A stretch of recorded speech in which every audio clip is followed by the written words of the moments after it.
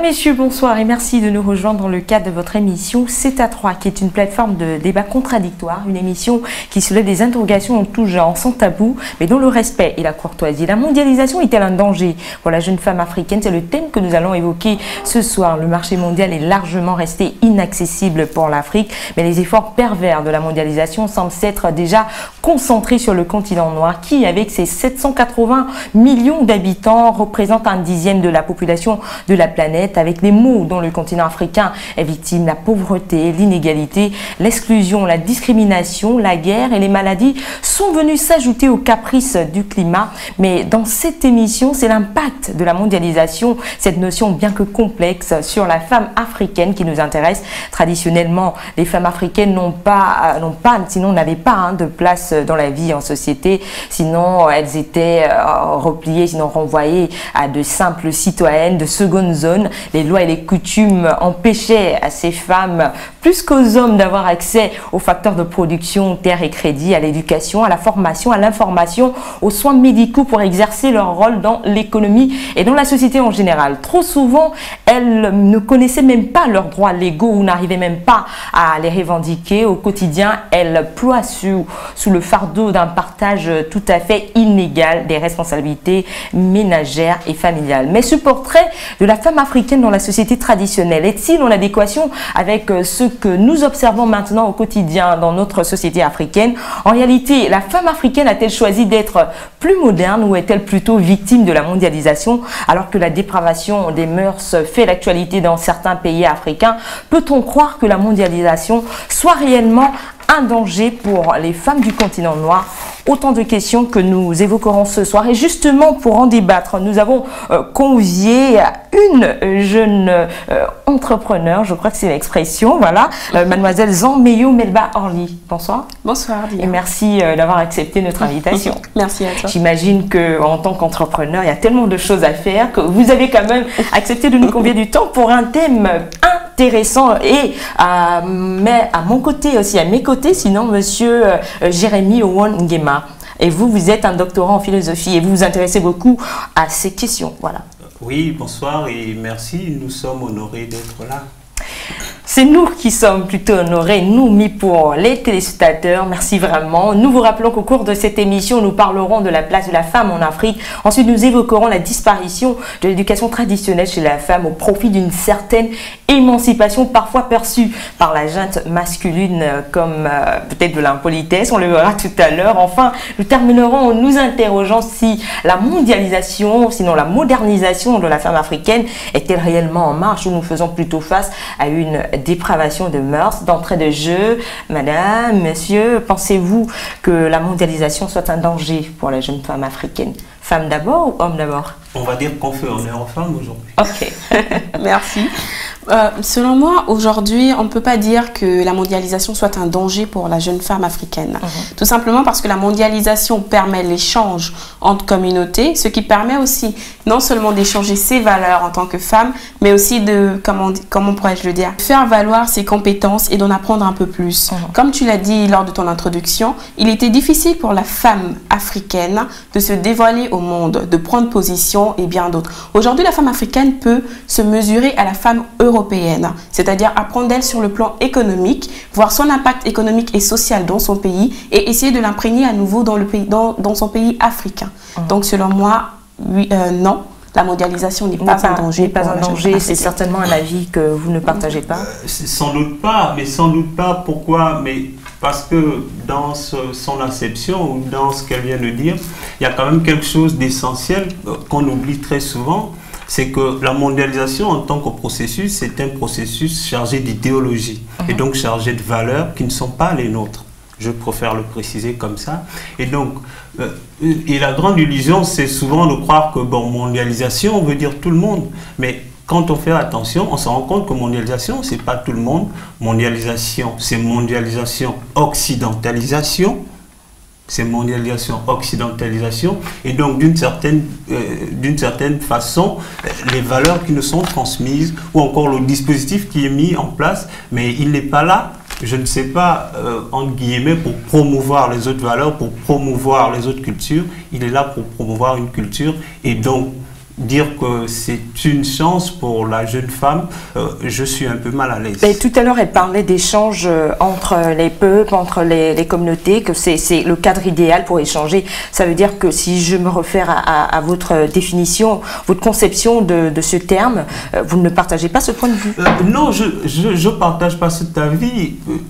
Non pas totalement au sens où on dirait négatif, mais il faut bien faire attention parce que dans la notion d'échange, et là je crois que les élèves, même les élèves de terminale savent de quoi je parle, l'Afrique participe à hauteur d'en gros 1%, 1% et demi dans ces échanges-là. Et donc, du point de vue de la statistique même, on voit que c'est rien. Voilà. Et donc, l'idée ici, c'est de voir que quand on échange, on a besoin d'échanger entre guillemets équitablement ou ce qui est proportionnel. Mais si on arrive avec l'ordre de 1% et penser qu'on échange quelque chose, je dis c'est une grande illusion. Je maintiens la position. Alors l'Afrique participe à moins de 1%, c'est la déclaration. Mais ça veut dire finalement que les femmes africaines subissent cette mondialisation au lieu de participer à la mondialisation, au regard de ce qu'il disait. D'accord. Au regard de ce qu'il disait, justement, il a souligné un point. Il a dit la mondialisation, elle est plus occidentale qu'autre chose. La mondialisation, je tenais à le dire, n'est pas plus occidentale qu'autre chose. Il faut voir d'abord un fait et un cas. Les pays développés ne sont pas africains. Qu'est-ce qu'il faut pour un pays africain pour se développer? La moindre des choses est au moins de s'imprégner de ce que fait l'autre. Si l'autre a déjà des compétences dans certains domaines et peut aider l'Afrique, pourquoi refuser cette aide? Justement, aujourd'hui, on fait cas, par exemple, de la main-d'œuvre. La main-d'œuvre n'est pas qualifiée, la main-d'œuvre n'est pas forcément formée aux besoins des pays. Mais on a de la main-d'œuvre en Europe et autres qui est formée. Qu'est-ce qui pourrait expliquer, par exemple, ce retard au niveau économique d'un pays, par exemple au Gabon? Qu'est-ce qui pourrait expliquer le retard, par exemple, au niveau du pétrole et autres? Justement, c'est parce que la main-d'œuvre ici a besoin de s'imprégner de l'expérience occidentale, européenne, si je peux le dire ainsi. Maintenant, pour revoir la mondialisation, l'impact de la mondialisation sur l'effet de la jeune femme africaine, je ne dirais pas qu'elle est entièrement négative. La mondialisation, comme toute chose d'ailleurs, a de bons côtés et certaines faiblesses. Mais la mondialisation, l'impact de la mondialisation sur la jeune fille africaine est plus, comment je pourrais le dire, non pas sur la forme, mais dans le fond. Dans le fond, selon moi, il y a une incompréhension du terme mondialisation. La mondialisation, c'est l'échange, mais pas seulement l'échange de valeurs et autres, mais aussi l'échange de culture et de tradition.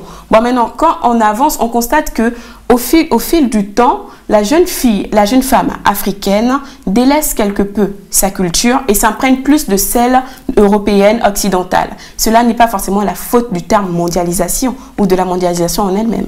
Donc, voilà. Donc pour justement continuer, mais avez-vous l'impression que la jeune femme africaine a vraiment trouvé sa place au sein de la société d'abord africaine, ensuite avec l'ère de la mondialisation? Bon, alors, si on pose la question comme ça, tout le monde a presque la réponse. C'est de dire et c'est oui, vous trouvez? C'est de dire que non. C'est de dire que non. Pourquoi? Mais parce que aujourd'hui, l'idée est davantage à l'émancipation, à la justification, mais ça traduit un malaise. En fait, en filigrane, c'est des concepts qui traduisent un malaise. Et j'ai davantage envie de me défendre en disant que il y a quelque chose, moi, qui me gêne dans les interventions d'Orly, si je puis me permettre. Il y a l'idée qu'on reste à la mondialisation comme facteur économique. Mais moi, j'insiste quand même en disant que la mondialisation est chargée d'idéologie. Et donc, qu'on n'échange rien. Quand on va à l'ordre de 1%, et ces 1%, on sait d'où ils viennent, c'est simplement la matière première, donc brute, on n'échange rien.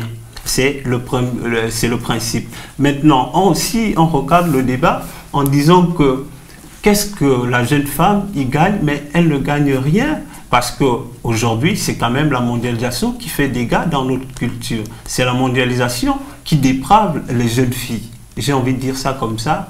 Et suivez mon regard, vous savez de quoi je parle. Alors, l'accès à l'information, l'accès à l'éducation, si on revient un peu en arrière, on a l'impression que la femme n'avait pas toutes ces chances que l'homme a aujourd'hui ou a depuis longtemps.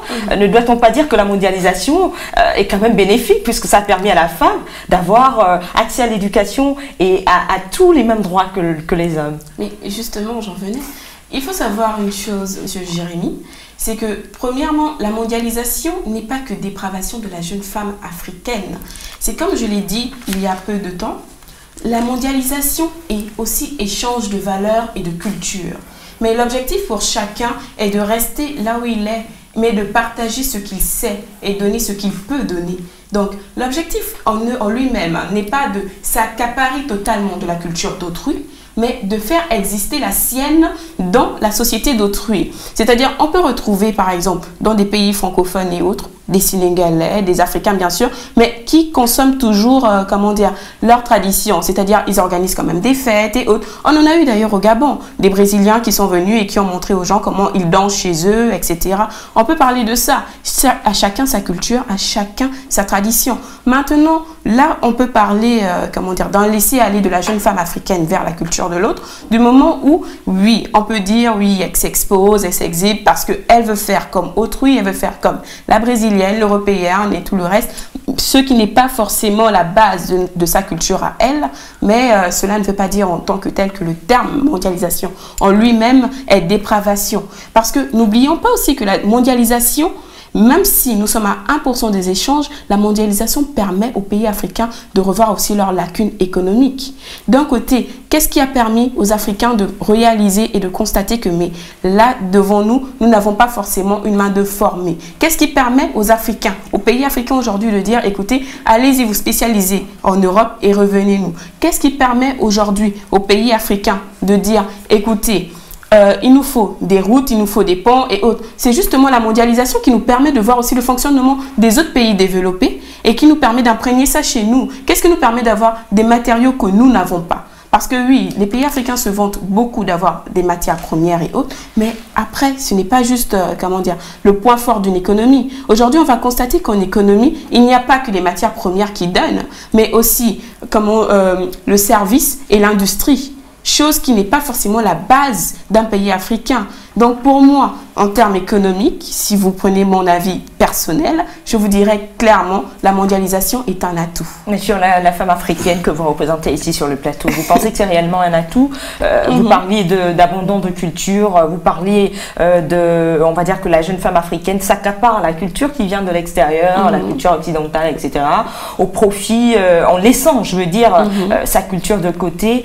Est-ce que là, Monsieur Jérémy, vous ne pensez pas que là, quand même à ce niveau, la mondialisation est réellement un danger? Il y a trop de choses à dire. J'ai presque envie de m'exprimer ainsi pour dire que il y a une question de base que vous avez posée, c'est celle de l'éducation. Bon, ça aussi, c'est un mythe de penser qu'avant la mondialisation, les femmes n'étaient pas assez éduquées. Au contraire, elles étaient bien éduquées. Vous trouvez? Je trouve. Okay. Après, je peux me justifier. L'autre grand mythe, c'est aussi de penser que la tradition, c'est l'archaïsme, c'est tout ce qui n'est pas beau, c'est tout ce qui n'est pas élégant. Non, il faut se départir de ces conceptions, voilà, et de ces préjugés pour dire que la tradition, c'est un corps de valeur, c'est un legs, et donc c'est une façon de voir le monde, c'est un esprit, c'est une façon d'être au monde, c'est des valeurs que l'on transmet. Mais nous, aujourd'hui, qu'est-ce qu'on fait? On se dit, la tradition, ça ne vaut rien. Tout ce qui est bien, c'est ce qui vient de la mondialisation. Et mondialisation, oui, vous me dites mondialisation en soi, c'est pas dangereux, mais je dis mondialisation en soi, c'est un concept, c'est un mot. Mais que transporte la mondialisation? La mondialisation est chargée, et elle est chargée d'idéologie, elle est chargée de valeurs, elle est chargée d'un ensemble de choses qui ne correspondent pas malheureusement à notre tradition. Et donc, par rapport avec la jonction à l'éducation, on voit que l'éducation dont on parle aujourd'hui, ou dont on voudrait parler aujourd'hui, c'est davantage le fait d'aller à l'école, de savoir lire, etc., etc. Ça, personne... D'être entrepreneur, par exemple. Voilà, ça, personne ne peut être contre cela. Je dis raisonnablement, personne ne peut être contre cela. Mais ce qui est négatif, c'est qu'on a tendance à se nier pour rentrer dans la culture d'autrui et donc penser que c'est en rentrant dans sa culture que nous allons nous élever à son rang. Mais je dis, du point de vue du postulat, c'est une fausseté. Vous ne ferez jamais aussi bien que le concepteur lui-même. Vous ne ferez jamais aussi bien que le concepteur lui-même. Je suis quand même tentée de vous demander, au nom des téléspectateurs qui sont en train de nous regarder, vous avez beaucoup parlé d'économie. Je comprends que vous soyez entrepreneur, c'est pour ça que vous parlez réellement de l'économie. Mais moi, je pense à toutes ces jeunes femmes africaines qui nous suivent là, qui vont justement se poser la même question que moi, au regard de tout ce que nous constatons dans la société. On voit de plus en plus de jeunes femmes africaines qui occupent des postes de responsabilité, ce qui est naturellement bien. Mais est-ce que on va dire, cette émancipation n'a pas apporté un décalage entre le respect qu'elle avait pour l'homme et la situation qui prévaut actuellement? Est-ce que vous trouvez que tout est resté normal? D'accord. Moi, personnellement, je trouve non, je dirais non. Tout n'est pas assez normal. Effectivement, il y a forcément des changements. Et là, oui, on peut empiéter sur la tradition. Qu'est-ce que nous apprend la tradition? La femme doit rester soumise à son homme, la femme doit garder un temps, elle doit s'occuper du foyer et autres. Mais une fois on donne le pouvoir à la femme, mais la femme est obligée de se constituer un comportement d'homme, je vous le dirais ainsi. C'est-à-dire garder sa posture assez autoritaire pour pouvoir parler devant un certain monde et autres, prendre des décisions assez difficiles qui la poussent des fois à avoir des frustrations personnelles, etc. Donc oui, il y a eu des changements, il y a eu un impact. Des changements positifs ou je dirais positifs pour la femme, mais peut-être négatifs pour la société. Pour la société traditionnelle, vue de l'homme, je le dirais ainsi. Et vous avez certainement envie de réagir? Oui, mais sentez-vous libre de réagir? J'ai envie de réagir parce qu'il y a quand même quelque chose d'essentiel, et ça, nous le devons à la vérité, c'est que qu'est-ce que la tradition? J'insiste, la tradition, ce n'est pas l'archaïsme, parce que imaginez que notre tradition nous enjoint de soumettre nos femmes et de le laisser comme ça. Je dis si uniquement dans les cuisines, avec des pagnes attachés à la tête. Ça, c'est vraiment la caricature occidentalisée de la tradition africaine. C'est-à-dire que pour les Occidentaux, la tradition à l'africaine, c'est la femme dans la cuisine, comme vous dites. Mais non, je dis non, parce que là aussi, il y a une confusion souvent entre l'histoire récente de l'Afrique, donc l'histoire coloniale, et l'histoire de l'Afrique en tant qu'elle était constituée de peuples. L'histoire traditionnelle, c'est l'histoire humaine. Et donc, dans la tradition, je vais dire africaine, il y a quand même une certaine recherche d'équilibre. La tradition conçoit que la femme doit être éduquée, la tradition conçoit que la femme a un rôle, et elle recherche davantage l'équilibre. J'insiste sur la notion d'équilibre parce que le principe de la mondialisation, et là, qui dit mondialisation dit démocratie, libéralisme, c'est le principe égalitaire. Or, malheureusement, c'est ce qui fausse les choses. Dès lors qu'on est sur le principe égalitaire, en fait, on détruit d'une certaine façon l'harmonie sociale. Et je crois que c'est le grand débat aujourd'hui, c'est de penser que les femmes ont tout à gagner à aller à la mondialisation. Non, elles n'ont pas tout à gagner à aller à la mondialisation, elles ont tout à gagner à rester équilibrées, à s'imprégner. Équilibré pour vous, c'est rester comment? Ça veut dire on ne peut pas prendre la parole devant des hommes. Quand des hommes s'adressent aux femmes, c'est la limite, elles doivent avoir la permission pour y agir. Pour vous, l'équilibre, peut-être expliquer aux téléspectateurs. Voilà, pour expliquer aux téléspectateurs, je ne dirais pas ça comme ça, parce que là aussi c'est la caricature, non.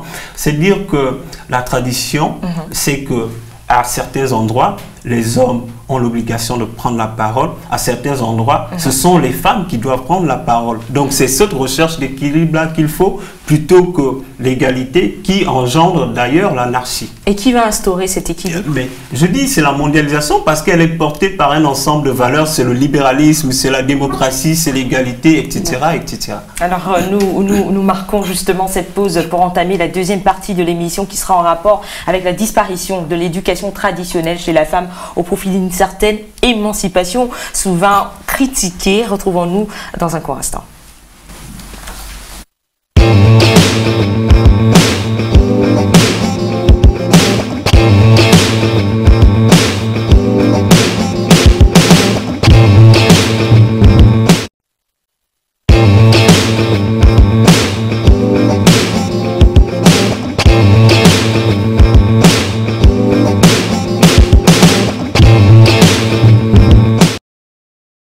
retour pour la suite de votre débat où nous parlons de la disparition de l'éducation traditionnelle chez la femme. Et justement, je me retourne vers vous, Orly.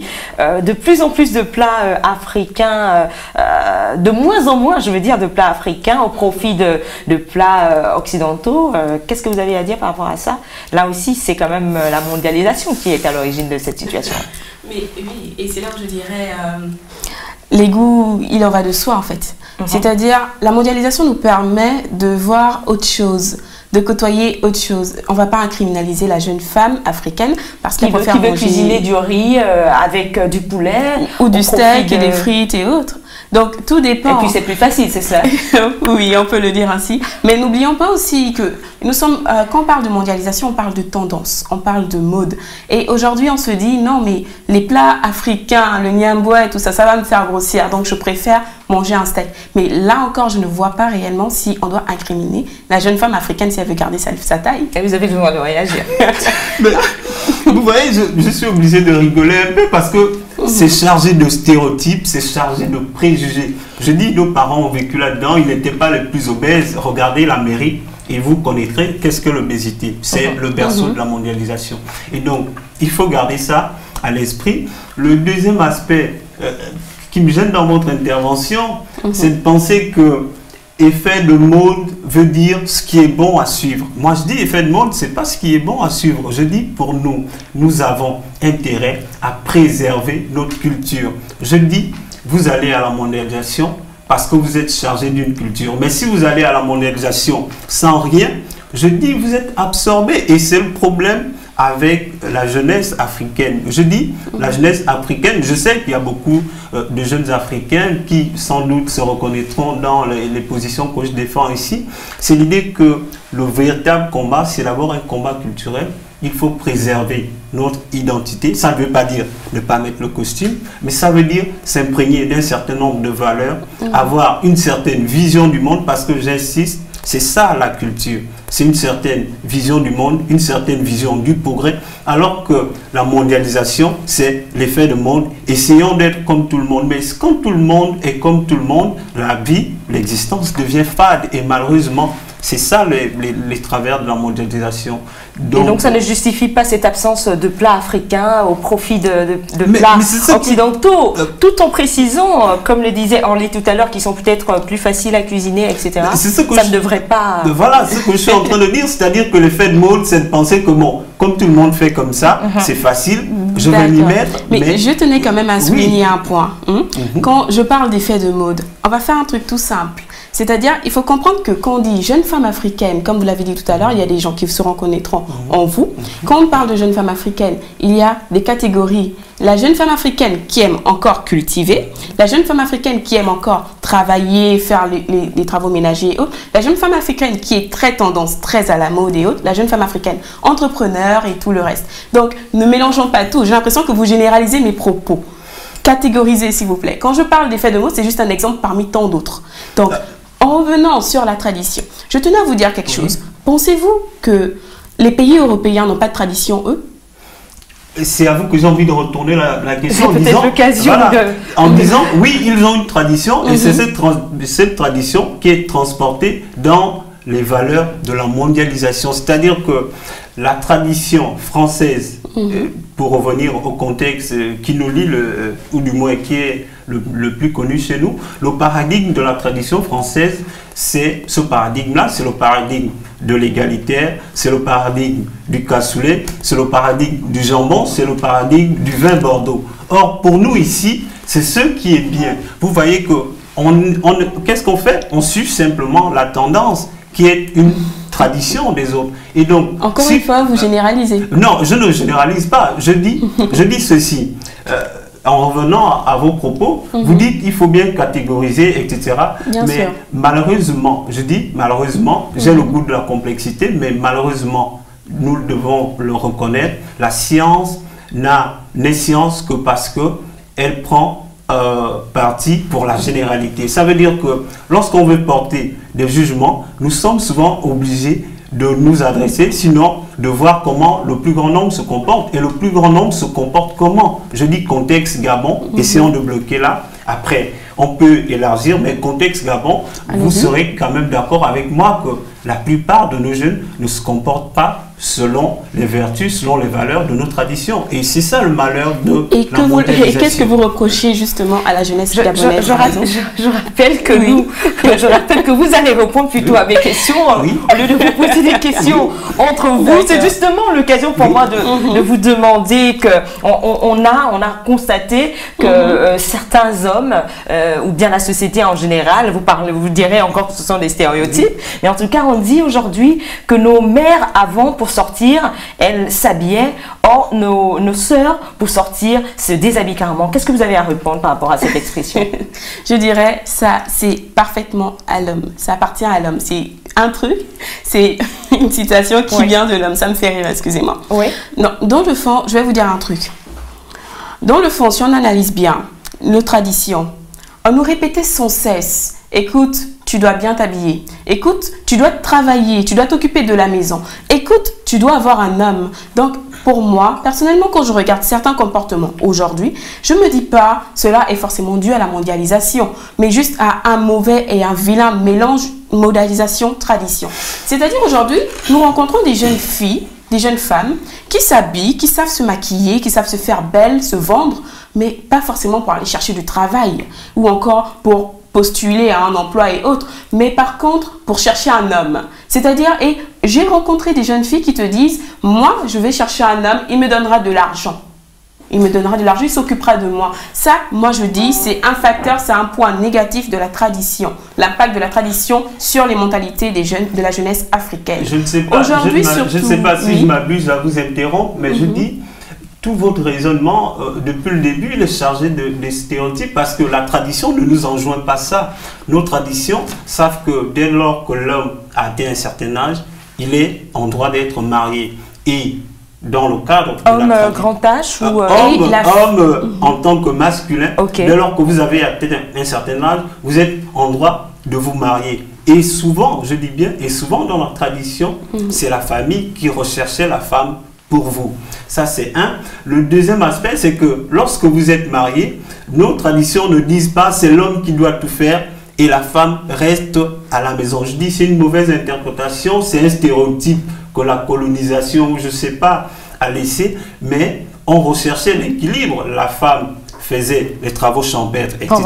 Elle éduquait les enfants. L'homme faisait les grands travaux. Ça, c'est ce que notre tradition nous a légué comme héritage. Et cette tradition-là a un impact aujourd'hui. Aujourd'hui, on constate, lors d'une conférence, lorsqu'on dit « vous pouvez poser vos questions », on constate que la majorité des personnes qui lèveront leurs doigts ne seront pas des femmes, mais des hommes, de jeunes hommes. Est-ce que vous pensez que c'est parce qu'elles ont peur de prendre la parole devant les autres? Justement. Et moi, je parle réellement d'un impact traditionnel qui ne se voit pas, mais qui est réel. Quand on dit « tais-toi, ne prends pas la parole là », quand je te parle, tu te tais. Écoute, tu dois nettoyer ça. Écoute, pendant que le petit frère, lui, il suit la télé. Ça reste marqué dans l'éducation de la jeune femme africaine. Ce n'est pas un tabou, il faut le dire aujourd'hui. Donc, quand vous dites aujourd'hui que non, la femme, oui, elle doit aussi travailler, mais uniquement au foyer, s'occuper des enfants. Mais donc, ne vous plaignez pas quand aujourd'hui la jeune fille moderne veut se vendre pour trouver un homme et il compte sur cet homme, qu'il soit ministre ou DG, pour payer son loyer, lui faire des enfants et recevoir une sorte de pension par mois. Non, en fait, c'est sûr que là, il y a une incompréhension. C'est peut-être l'occasion de nous éclairer les téléspectateurs. Ce n'est pas ce que je dis. Ce n'est pas ce que je dis. Je dis, dans notre tradition, la femme a sa part de travail. On ne dit pas à la femme de ne pas travailler. La femme fait des travaux champêtres. La femme éduque les enfants. La femme fait un certain nombre de tâches. L'homme également a un certain nombre de tâches. Et en filigrane, ce qui est recherché, c'est l'équilibre. Alors que dans le modèle que vous décrivez, il y a l'idée, et c'est la mondialisation, là encore, qui a engendré une idée perverse, c'est l'idée capitaliste de penser que c'est à la force du travail, que l'homme, entre guillemets, est le plus valorisé. Et nos traditions ne nous disent pas de faire en sorte que les femmes se taisent partout. Je rééquilibre en disant... Il y a des contextes dans lesquels les femmes ont droit à la parole ou les hommes n'ont même pas le droit de parler. Il faut fouiller nos traditions et il faut faire l'effort d'aller à ce niveau parce que lorsqu'on l'aura compris, on cessera de penser que la modernité ou ce que vous appelez abusivement mondialisation, moi je ne dis pas mondialisation, je dis c'est occidentalisation, ce que vous appelez abusivement mondialisation, c'est ce qui nous permet, entre guillemets, de progresser. Gardez le fil de vos idées, nous nous retrouvons juste après pour parler de la troisième partie et donc la dernière partie de cette émission.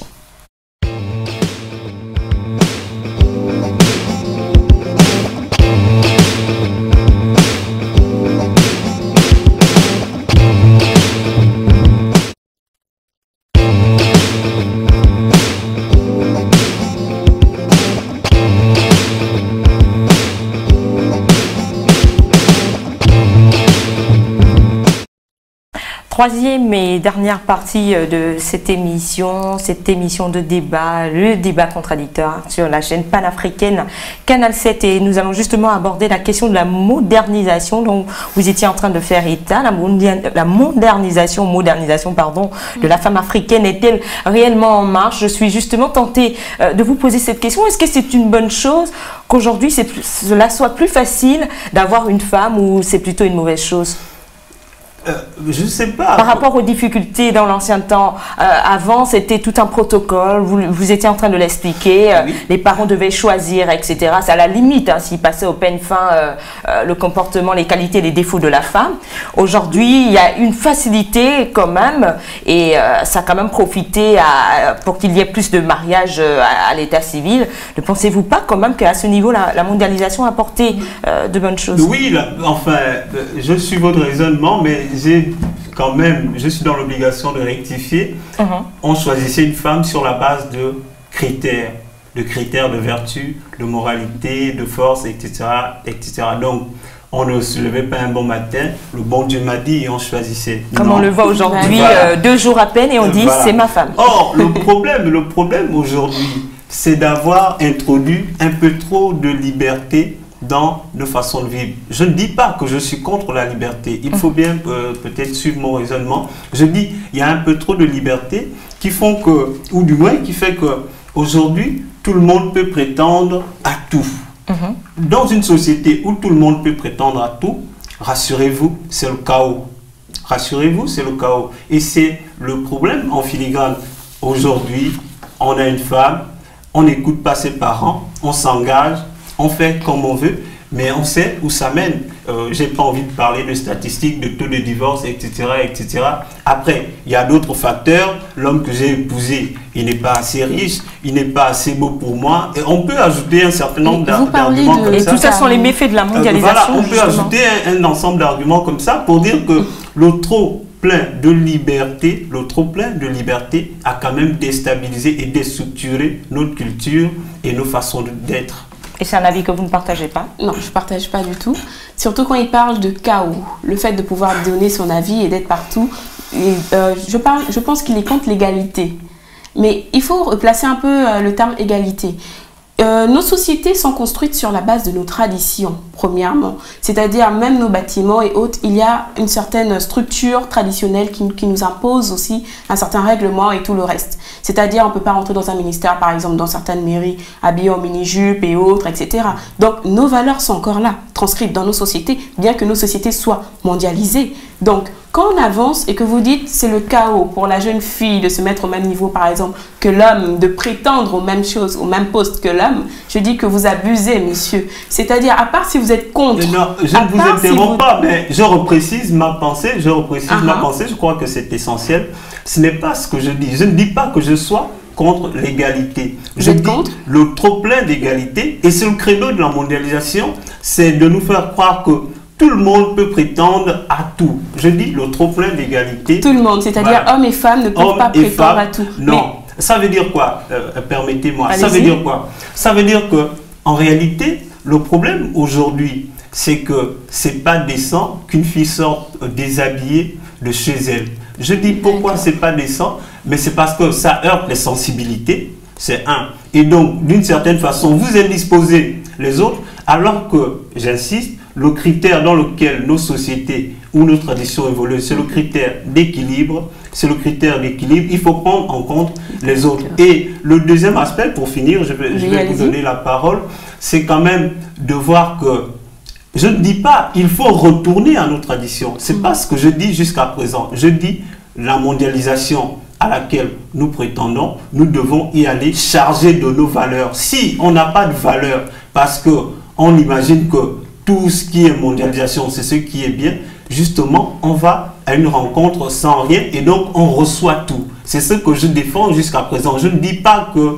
nous sommes, je ne sais pas, que nous sommes absolument vides. Je dis que nous devons faire l'effort d'aller à la mondialisation avec une charge culturelle qui nous soit propre. Une charge culturelle qu'il a l'impression que la jeune femme africaine a perdu ou n'a pas réellement. Et c'est le point de vue que vous ne partagez pas. Je peux le soutenir sur ce point-là. Dire qu'exactement, la jeune femme africaine dans la mondialisation ne doit pas oublier d'où elle vient et bien sûr vendre ce côté-là.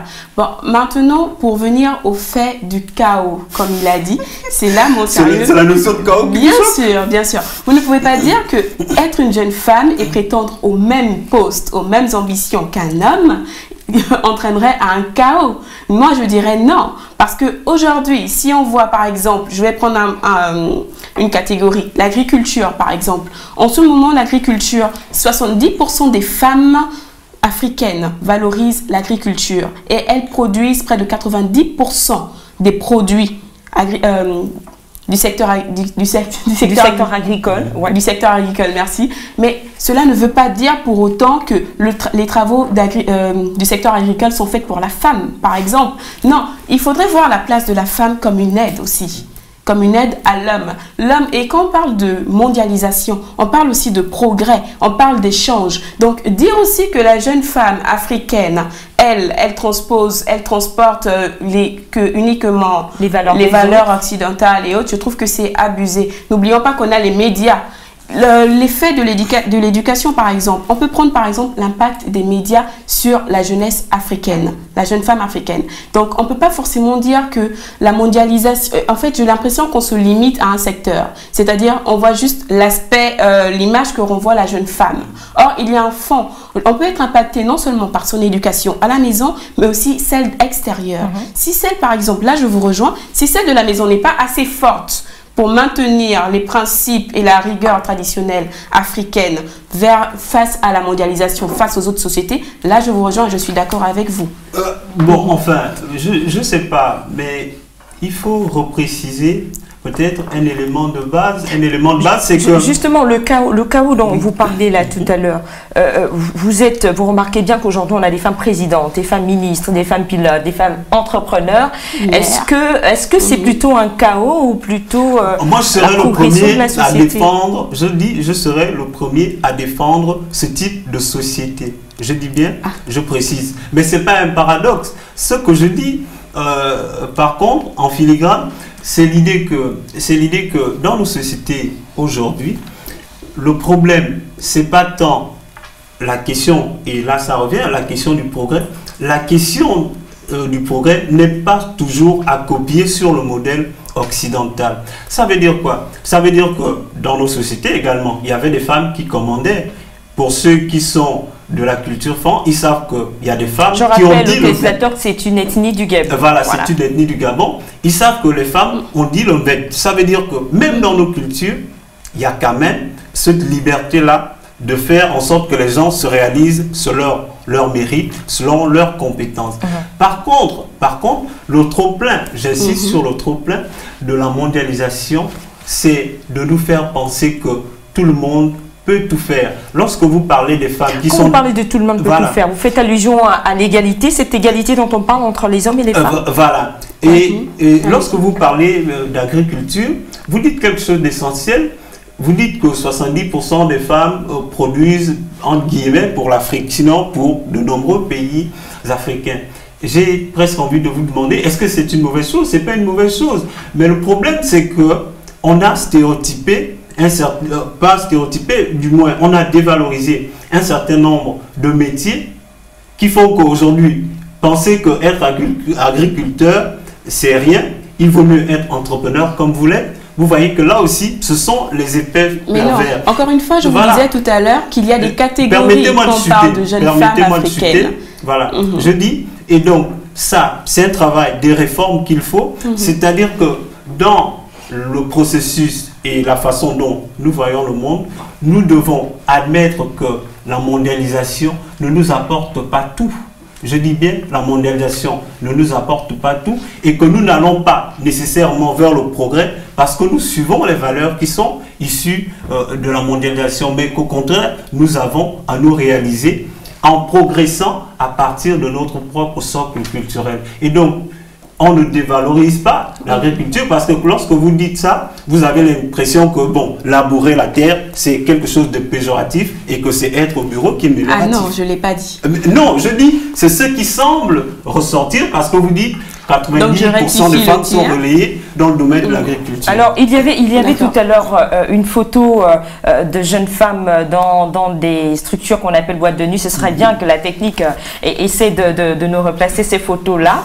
Alors, je voudrais Orly, vous poser cette question à propos de ces photos des jeunes femmes pratiquement dévêtues dans ce type d'endroit. Que vous inspire de telles images, en fait, de voir vos sœurs africaines s'habiller comme ça et sortir dans les rues? Est-ce que vous pensez jusque-là que la mondialisation est bénéfique? Voici les images qui apparaissent là maintenant, de voir vos sœurs africaines comme ça se balader. Vous pensez toujours que la mondialisation est vraiment bénéfique pour la jeune femme africaine au regard de ces photos?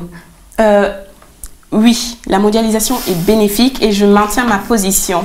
Et là, je dirais, tout simplement, quand on regarde cela, je dirais tout simplement qu'il y a un problème de compréhension.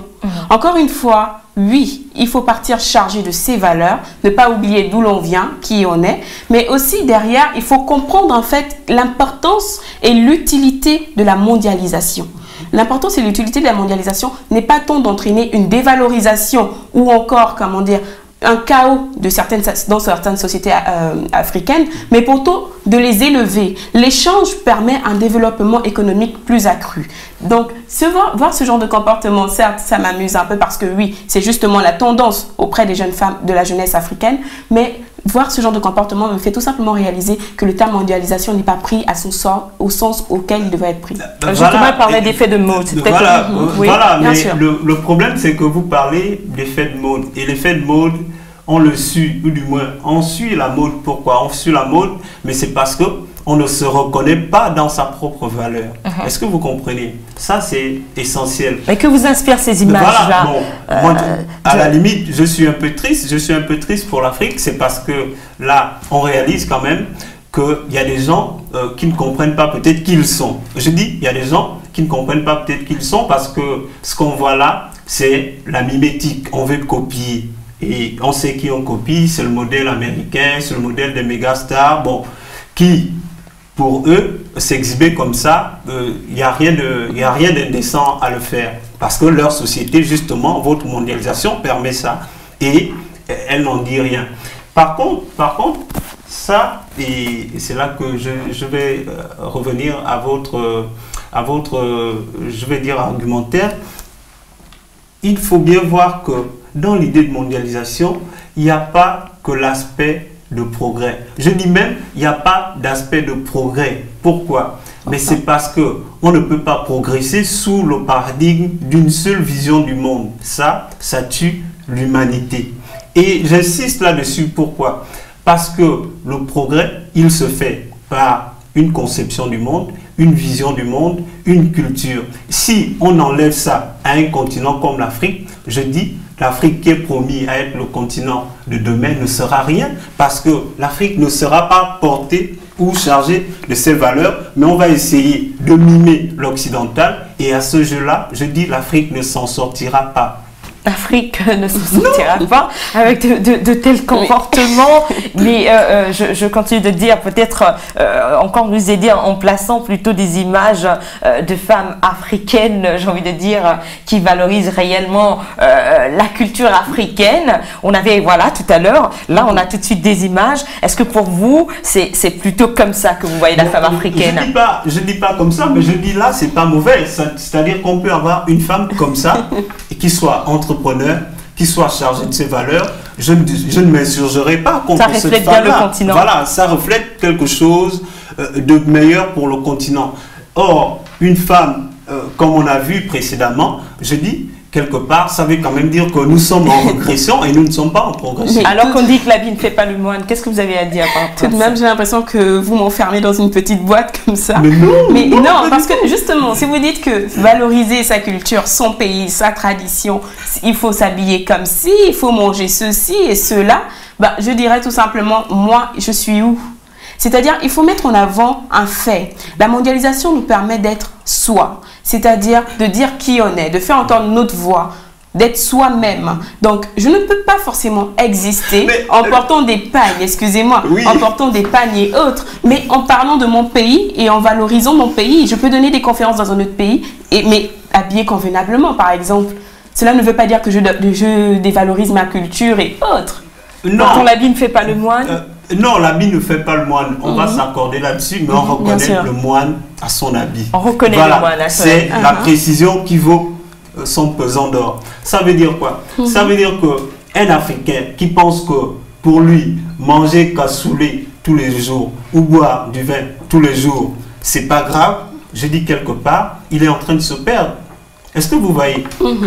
Ce que ça augure, c'est l'idée que être soi, en réalité, c'est pouvoir faire comme l'autre dans sa culture. C'est ça en filigrane ce qui se joue là. C'est l'idée que bon, je cuisine occidental tous les jours, mais bon, je suis africain de par mon nom. Mais je dis, le nom, c'est rien. Le nom est porté par une symbolique. Et c'est cette symbolique-là que nous devons rechercher en disant, le moine ne fait pas l'habit, mais on reconnaît le moine à son habit. Et donc, il faut, j'insiste là-dessus, il ne faut pas imaginer que c'est anodin de manger tous les jours occidental et dire c'est pas grave si je ne mange pas africain, mais je suis africain quand même. Je dis, il y a quand même une confusion. Si on est africain, on doit pouvoir manger africain. Alors c'est pour cela que je vais me retourner encore vers vous, Orly, pour vous reposer cette question qui taraude dans les esprits depuis le début. Pensez-vous que la mondialisation soit un danger? Et ce sera peut-être votre conclusion pour la jeune femme africaine. Ok. Encore une fois, non. La mondialisation n'est pas un danger pour la jeunesse africaine. La mondialisation a permis aux jeunes filles mères de parler. La mondialisation a permis aux jeunes filles abusées sexuellement de parler. La mondialisation a permis aux enfants maltraités de parler. La mondialisation a permis aux femmes de se faire, d'être valorisées. D'être entrepreneur. Bien sûr, entrepreneur, merci. La mondialisation n'est pas qu'un effet de forme. J'ai l'impression que vous êtes trop resté sur la forme tout au long de votre débat. La jeune fille porte ceci, la jeune fille est comme ça et autres. Non, c'est aussi une question de fond, la mondialisation. C'est-à-dire, regardez la jeune femme aujourd'hui quand elle s'exprime. La jeune femme quand elle peut dire aujourd'hui à son mari, écoute, je vais t'aider à payer le loyer cette fin du mois et autres. Donc, aujourd'hui, la mondialisation n'est pas uniquement une question de forme, mais aussi une question de fond.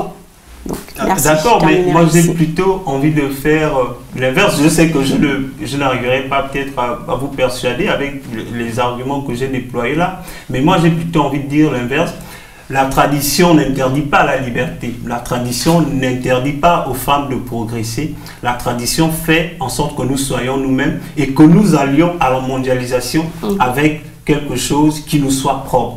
Pensez qu'une mondialisation, c'est, ou du moins aller à la mondialisation, c'est aller à la rencontre des autres qui ont tout prévu, du prêt à penser, du prêt à porter, du prêt à dire, du prêt à lire. C'est ça la mondialisation. Je dis quand même, nous sommes là sur la mauvaise voie. Et c'est davantage, et là je fais une relation avec la question de la femme, c'est davantage grave parce que nous, et ça c'est l'essence de nos cultures en Afrique, ce sont les femmes qui transmettent les valeurs. Si on a une femme qui est dénaturée, soyez-en sûrs, dans 3-4 générations, l'Afrique ne vaudra plus rien parce que ce que les jeunes femmes d'à présent vont transmettre à nos enfants, à leurs enfants, mais c'est leur propre ignorance. Et une nation qui s'ignore, mais croyez-moi, c'est une nation qui est en perdition. Voilà, c'est la fin de votre émission 7 à 3, axée sur le thème « La mondialisation est-elle un danger pour la jeune femme africaine ?» Ce débat peut continuer dans vos maisons et sur notre page Facebook /7 à 3 en chiffres. Je vous rappelle que nous avions sur ce plateau une jeune entrepreneur, Zambéo Melba Henli, qui a accepté de se prêter à cet exercice. Et à mes côtés aussi, il y avait monsieur Owan Ngema Jérémy, lui, un doctorant en philosophie, qui lui aussi a accepté de se prêter à cet exercice. Je vous rappelle que vous pouvez suivre cette émission sur le site de notre chaîne panafricaine www.canal7.tv. À très bientôt pour un nouveau thème sur la plateforme panafricaine du débat contradictoire. Merci de nous avoir suivis. Bonsoir.